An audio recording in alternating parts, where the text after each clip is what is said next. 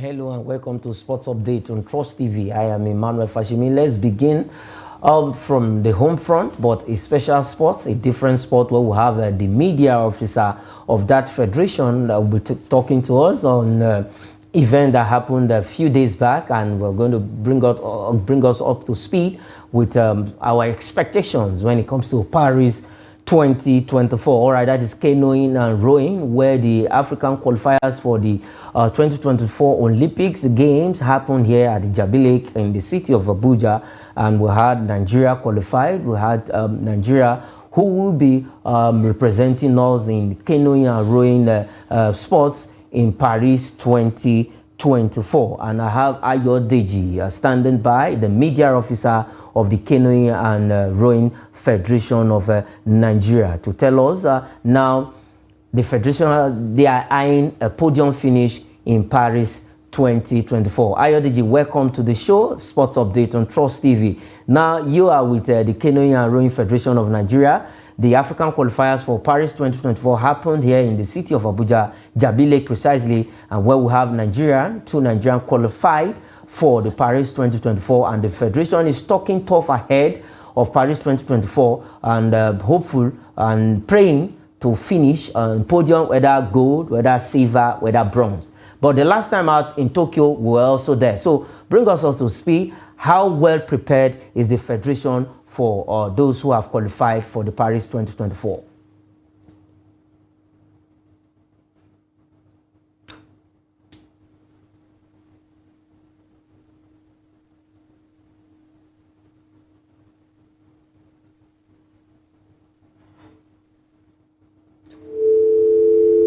Okay, Ayodeji, we can't hear you. The question is, how is the federation, how prepared are they for those who are qualified for the Paris 2024? You are the media officer of that federation, and the qualifiers happened here in Nigeria. We are happy that we have those who have qualified for the Paris 2024. Other windows is still open for other persons to qualify, even other Nigerian athletes to qualify. But how well prepared is the Canoe Federation and Rowing Federation of Nigeria ready for the Paris 2024?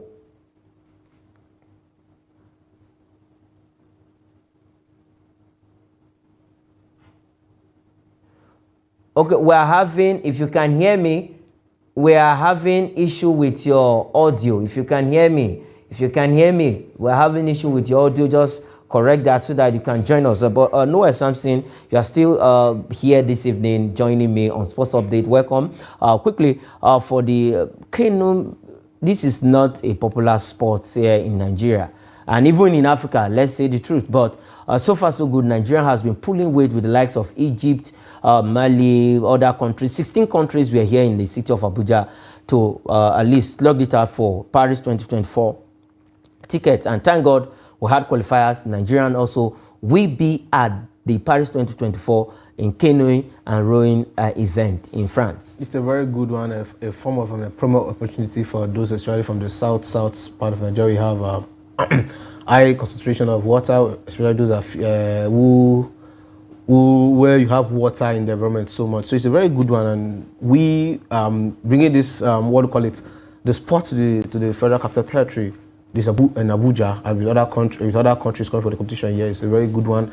It shows how Nigerian sports sector is trying to evolve and not to keep themselves off from any form of not isolate themselves from any form of sport. They want to be involved in every other thing. It's a good one and a very good one. So if investment can be made on this, and actually from those, I believe, I don't know the names of those those presenting Nigeria, but I believe those should be from the south. Mostly are from the south. You'll be surprised. They are not even from the south. They are probably from the north. Don't worry, you'll get to know. So it's a very good one. So it's a good one. You see Nigerians. Estatoko. So where is that name from? I don't know. Okay. All right. I don't know if the media officer is ready. Okay, if it's ready, my director said they will let me know. Now, if you look at it, canoeing and rowing event is not, like I mentioned from the onset, is not a popular sport here in Nigeria. But the fact is, if we can really, at least, let the federal government look inward into this sport and see how we can move it forward. See, the sports sector is a should I say multi-billion outside that, it's multidimensional. Yeah, it's so multifaceted. there are different things. I think if Nigerian government wants to just focus on, it's going to generate a lot of revenue for the country, and it's going to generate enough of what will I call employment opportunities for young Nigerians, because either some of the Nigerians might not know the sport, but Nigerians are very intelligent. That is one thing I know about Nigerians. Once you just show them one or two things about it, before you know, they catch up and they might even be better than those even doing it right from the one. So I think if Nigeria can just, the Nigerian government can go into like this canoeing sport, invest in it. We have water in the south of Nigeria mostly. Why not invest in it there? There are people that are nature, who their dads are fishermen, and they're also fishermen. Because you're a fisherman does not mean no. This is it's a sport, but at least you have the game entirely. It's just like, for instance, now you sell gala on the streets, you run after cars, and you have the opportunity to now go for an athlete, to be an athlete. That's different. No, they're almost like the same thing. They are not the same thing. I don't know partly both. They are the same thing. It's like Taye and Idowu. So that's how it is. Or you have the twins. Okay, let's see if the media officer of that federation is ready. He will tell us a lot about the happenings, about the event that happened here in Abuja. Now let's move over. He will join us before we. Okay. Now, Ayodeji, sorry we lost you there because we weren't hearing you clearly. I know you can hear us now. Bring us up to speed. 16 countries converged in Jabi Lake here in Abuja for the qualifiers, and Nigeria now are optimistic of podium finish in Paris 2024. We had our own two athletes that qualify for the Paris 2024, the names, and what is the federation doing to support them to achieve that podium finish in Paris come next year? As it is at the moment, the federation is mapping out strategies, especially to get the two athletes that have qualified from Nigeria to get international tournaments, international training sessions before the summer games will begin in July next year. Remember, funding has been a major challenge to sports federations in the country. I could remember in the build-up to this championship, there were lots of bureaucratic bottlenecks in trying to get government funding towards the championship. So you all had to go down to corporate organizations, some government entities who are really involved in water sports, particularly the Nigerian Navy, and of course, concerted efforts by the president of the Federation, Admiral FBI Pobeni, to try and pull resources together to get the Jabi Lake ready. Remember, the Jabi Lake is more of a social center, not a sports center, thereby making it difficult to have absolute control on how you want to secure your facilities that you've put there. For instance, you cannot stop the role and impact of fishermen from the neighboring communities around Jabi Lake. You cannot stop those at the boat club from driving their jet skis. And this really affects the impact, the layouts that you've had on the lanes. So regardless of that, Team Nigeria still pulled its strength to get two slots. That is Beauty Otuedo and Ayomide Bello combining well to win the women's C2 and qualify automatically into the Paris game next year. And then we had Ayomide Bello, a Nigerian groom athlete who started from the youth games in Nigeria, proceeded to the African Youth Games, to the Youth Olympic Games in Buenos Aires, to World Championship, and of course made her debut at the 2020 Tokyo Olympic Games. And now she's going, not as a first timer this time, but she's going with also experience and having competed with some of the best in that category in the last 5 years. So it's looking positive. And like the president of the federation said, talking about Admiral FBI Pobeni, I will not put pressure on these canoeists. But what I want to tell Nigerians, we will do everything possible to make podium finishes. The shade of the medal, please don't ask me.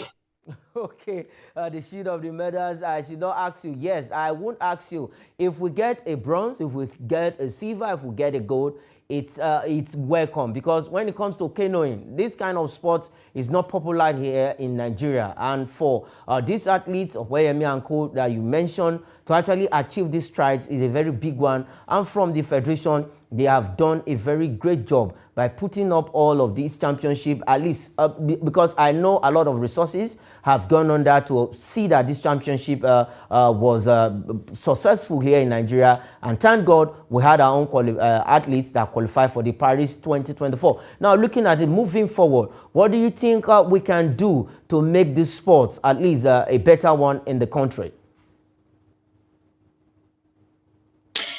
Emmanuel, I'll tell you something for free. There's so many things that Nigerians really need to know about rowing, canoe, and sailing in the country.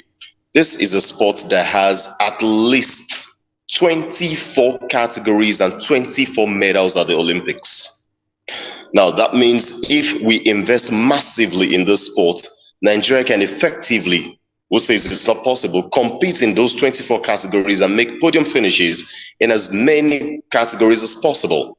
Now, you would be spending less to have a shot at an Olympic medal than when you compare to what you expend on the football team, that you need to go with at least 23 players, 7 officials, 30 for perhaps the Super Eagles and the Super Falcons.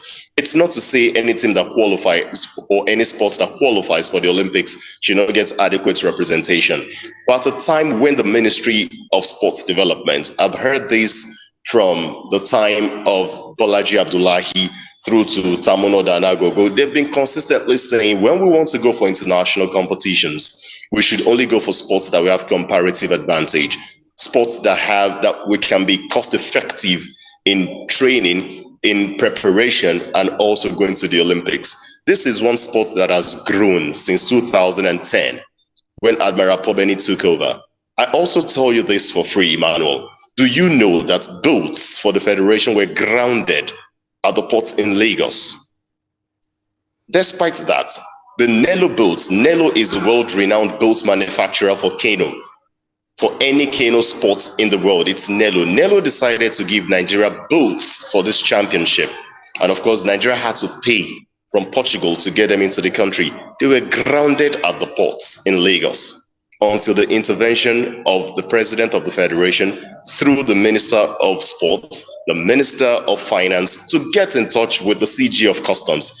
After the CG of customs gave his approval, his go ahead for these boats to be released, somebody somewhere out there say held on to the boats. That is why the boats did not arrive in good time. Do you blame the federation for that? Obviously no. Do you blame the ministry for not doing what it's supposed to do? Obviously no. But it's so easy to put the blame and say, oh, Nigerians don't know what to do. Of course, Nigerians do know what to do. But sometimes there are Nigerians who would frustrate efforts of other Nigerians to get Nigeria to where it's supposed to be. But by and large, I tell you, Nigeria, with this sport, with the investment, although not as massive as we expect coming from the corporate world, the federation is pulling its weight together to ensure that those, especially Nigerian athletes, can get the necessary exposure and also qualify for the Olympics, World Championships. But for starters, let's go to the Olympics and see what's next. Okay, let's go to the Olympics and see what next. We'll still come back to you, Ayodeji. Let's move over to this story quickly. That's the 2023 AFCON and the 2026 World Cup, where Samson says the Super Eagles are not ready. I don't know where Samson, you're here with me. Do you agree with Samson Siasa? If you look at our 2 games against Lesotho and Zimbabwe, they were a draw, and though we qualified for the Nations Cup, we had to struggle to qualify for the Nations Cup, and we are in Group A with Cote d'Ivoire, Guinea-Bissau, and Equatorial Guinea, and Cote d'Ivoire, the host country. Now, Samson Siasa, now with all of this put together, says the Super Eagles are not ready for the World Cup 2026 and the AFCON 2023 to be played next year. It's not lying, because you can see the way these guys are playing as if they are forcing them to play. The zeal, the passion is not there for them to play. So I think he's not lying. They are not ready. And if, that's what I've been saying, if these guys are not ready, bring new guys that are ready to play. If this particular set of boys are not ready to represent Nigeria and play, bring new ones. there are thousands of people who are waiting for this opportunity. And if they are given the opportunity, they will perform well. Okay, if they are given the opportunity, they will perform well. Ayodeji, I will not allow you to react to this, but you are going to react to the next story. Then we'll use the canoeing and rowing to wrap up the show. Now, if you look at it, the MPFL, let's talk about our own league, the Nigerian Premier Football League, where the NFF president, Ibrahim Gusso, has said he has promised to bring in VAR to the league so that we can be using VAR. I don't know how ready we are for this technology in the Nigerian Premier League, Ayodeji. Well, the video assistant referee technology is something that's long overdue in the country.